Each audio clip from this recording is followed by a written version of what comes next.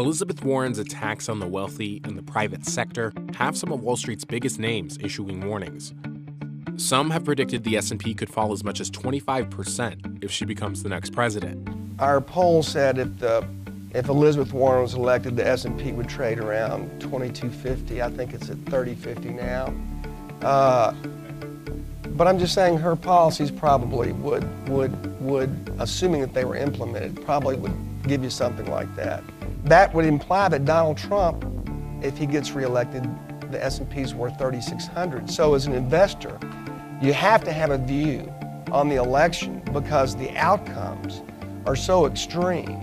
If Elizabeth Warren is elected president, in my opinion, the market dropped 25%. Bernie Sanders, same thing.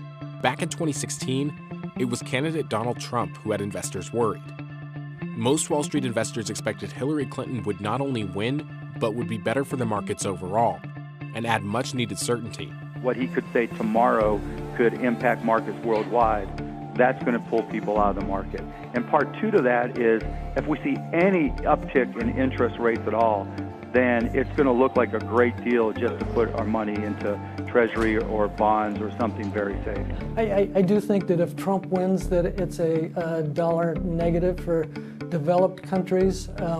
It's equity negative because of the potential volatility. It's bond market negative because of the spending and the tax reductions in terms of potential and higher inflation. If Hillary Clinton wins, which is what polls are pointing to, that the market will probably react favorably. But if Trump were to win, I think that would be a surprise to the market. And the market continues not to like uncertainty. We saw the same thing happen in Brexit, where we saw a momentary blowback in markets, and then markets rebound after that once the uncertainty has passed.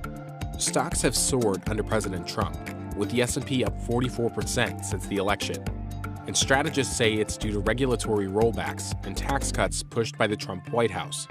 These are the same policies Senator Warren says she'd get rid of as president, saying she would, quote, reverse the Trump-era weakening of rules on capital, liquidity, leverage, and resolution planning for big banks.